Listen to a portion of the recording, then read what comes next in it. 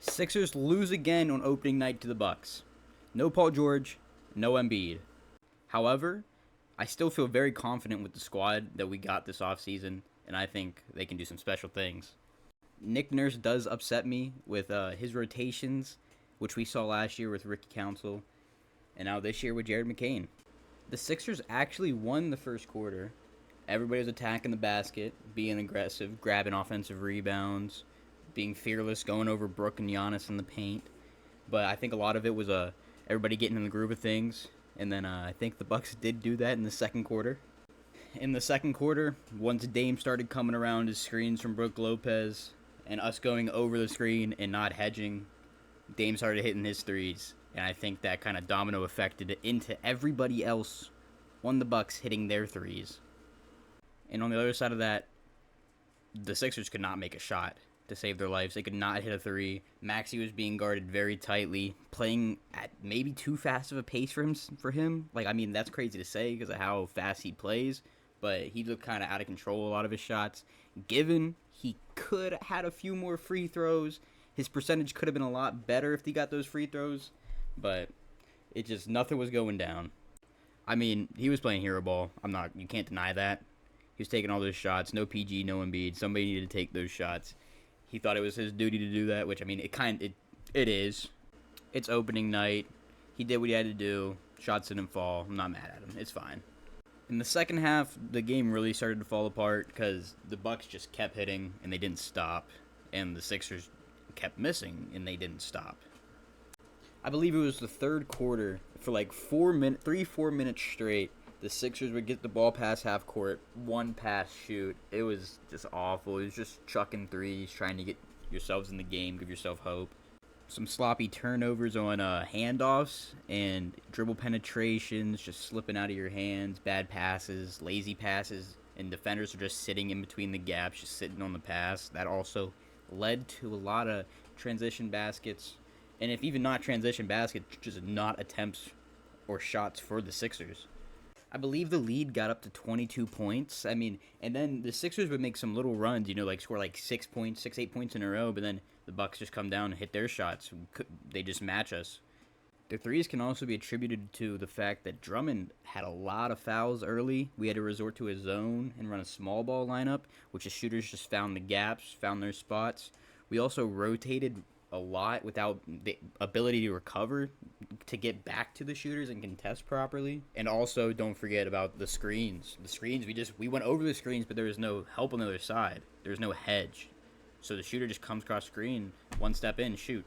The Sixers then cut the lead to 11 in the fourth, but we can't continue to make our shots, and we can't stop them from making their shots, so nothing comes from it.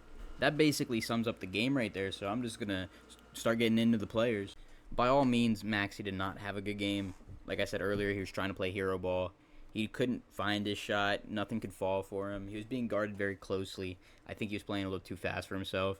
He would get to the basket, maybe get hit a few times when he's going up for his layups. Refs weren't really being very generous with the calls, but I'm not going to say that decided the game. Could have helped a little bit, yeah, but it didn't decide the game. If Drummond didn't foul so much this game, that would have benefited us so much, because that resorted to us going with a Kenyon Martin Jr. center lineup and running a zone, which is just way too small to do against the Bucks with Brook Lopez and Giannis. And as I was saying about the defense on the screens, Drummond was primarily involved in it. I don't know what the scheme was with Nick Nurse on the screens, but if you're playing Dame, you have to go over the screen and have somebody hedge. And Drummond was just never there to hedge. It would be a screen, and Dame would shoot it. It's tough shots. He's hitting tough shots, maybe not good shots, but that's Dame. He's going to shoot those. He's going to hit those. You got to get up on that.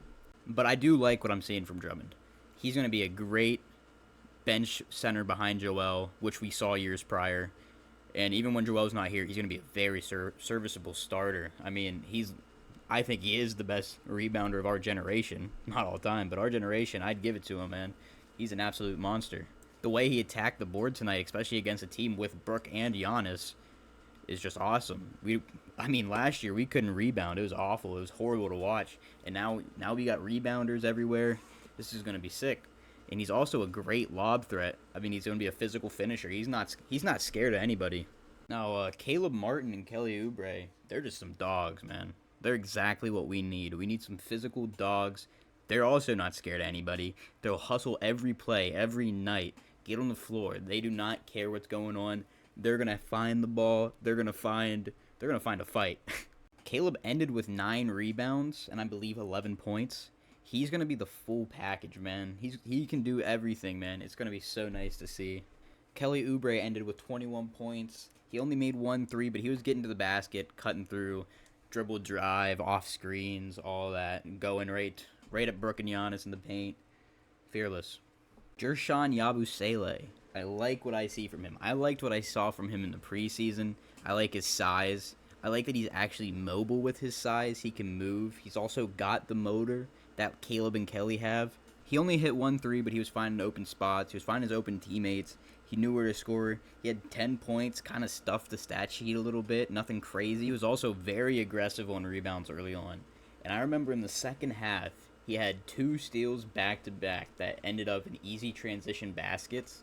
And one of them, he ripped the ball out of Giannis's pocket as he was driving. It was very nice to see that we have somebody big enough to actually rip him and play physical defense on him. He does need to limit his turnovers and fouls, which first game of the season, different league completely. He'll get better at it over time. Kenyon Martin Jr., he looked really good at the beginning of the game.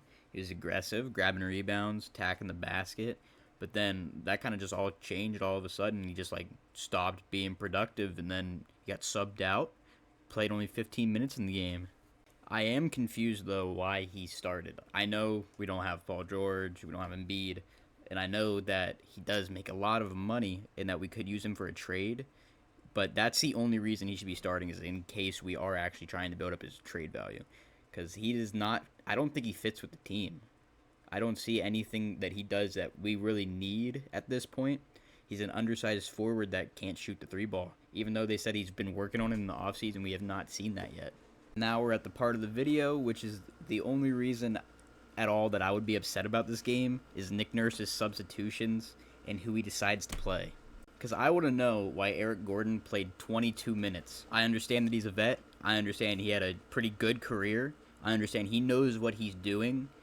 But in this game, he was just not a factor. 22 minutes logged, 2 points, 1 for 6.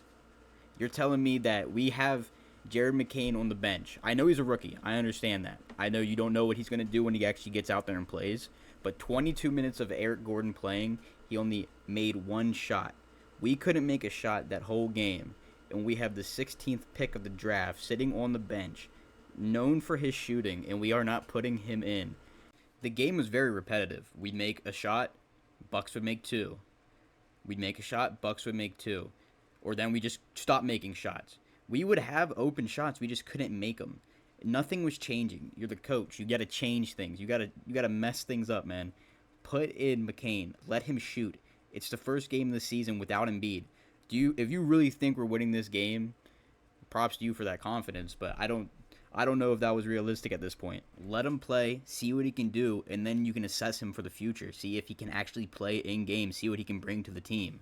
You can only tell how he's going to play against real players in real game situations. And the same thing with Bona. I think Bona could have got in earlier when Drummond had all his fouls and we were running KJ Martin at center. I mean, Bona could have came in, ran center. Even if it was just zone, he could still run center, grab rebounds, see what he can do, maybe block some shots, add some hustle, bring some energy to the team.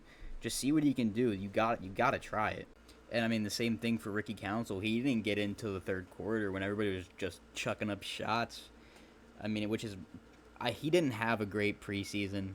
He was kind of out of control. He was shooting pretty well, though, but he was pretty out of control. But, I mean, even like last year, he didn't get many minutes. It was very upsetting, and it's upsetting to see that still this is kind of going on right now.